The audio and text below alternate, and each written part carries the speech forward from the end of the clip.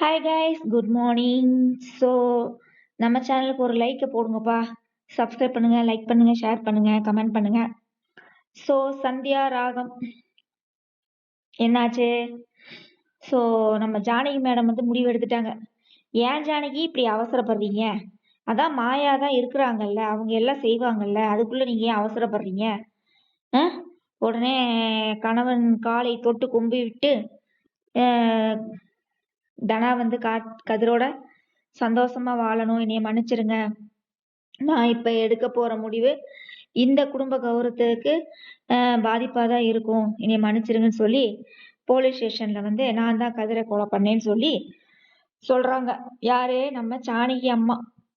அதுக்கப்புறம் போலீஸ் அந்த கான்ஸ்டபிள் இருப்பார் இல்லைங்க, அவர் ஷாக் ஆகுறாரு, என்னம்மா சொல்றீங்க அப்படின்னு. ஆனா அவர் முதல்ல வந்து கேட்கும்போது நீங்க கதிரை பார்க்க வந்தீங்களாமான்னு கேக்குறாரு. ஆனா இல்ல, நான் தான் கொலை பண்ணேன்னு சொல்லி சொல்றாங்க. உடனே இன்ஸ்பெக்டருக்கு, அதாவது நம்ம முரளி சாருக்கு வந்து கால் பண்றாரு. யாரு? நம்ம கான்ஸ்டபிள். இந்த மாதிரி கார்த்தியை கொலை பண்ணேன்னு ஒரு அம்மா வந்து சரணடைஞ்சிருக்காங்க சார் அப்படின்னு சொல்றாங்க. சொன்ன உடனே ஸ்டேஷன்ல வந்து பாக்குற பிள்ளையாட்டு இருக்குது. ஜானகி வந்து உட்காந்துருக்காங்க. அதாவது அப்பா மாதிரி அம்மா மாதிரின்னு சொல்றாங்க இல்லையா? உடனே முரளிக்கு வந்து ரொம்ப ஷாக் ஆயிருச்சு. உடனே நான் தான் கொலை பண்றேன்னு வந்து சொன்னோடனே கதிரை வந்து வெளியே விட்டுருவாங்களாட்டு இருக்குது. சரியா? கதிரை வந்து வெளியே விட்டுருப்பாங்களாட்டு இருக்குது. கதிரை வந்து வீட்டுக்குள்ள வர்றான். அதை போலீஸ்காரன் தான் கூட்டிட்டு வர்றாரு. ஏன் இவனை கூட்டிட்டு வந்த? இவன் வீட்டுக்குள்ளேயே வரக்கூடாது, இவன் ஒரு கொலைகாரன் அப்படின்னு சொல்றான். யாரு? ரகுராம் சொல்றாப்புல.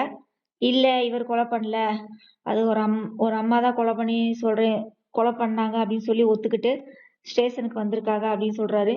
யார் அது அப்படின்னு கேட்டோன்னே ஜானகி அம்மான்னு சொன்னோன்னே எல்லாம் அப்படியே ஷாக் ஆகுறாங்க. ஸோ இதாங்க இன்னைக்கான எபிசோடு. சரியா? ப்ரிவியூல பார்த்து தான் நான் போட்டிருக்கேன். நீ நாடகம் இன்னைக்கு நைட்டு தான் போடுவாங்களா இருக்கு. பார்க்கலாம் என்ன நடக்குதுன்னு பார்க்கலாம். ரகுராம் என்ன செய்ய போறாருன்னு தெரியல. நீ பஞ்சாயத்து சீன் எல்லாம் முடிஞ்சிருச்சா இல்லை இனிமேல் தான் வரப்போகுதா என்னன்னு தெரியல.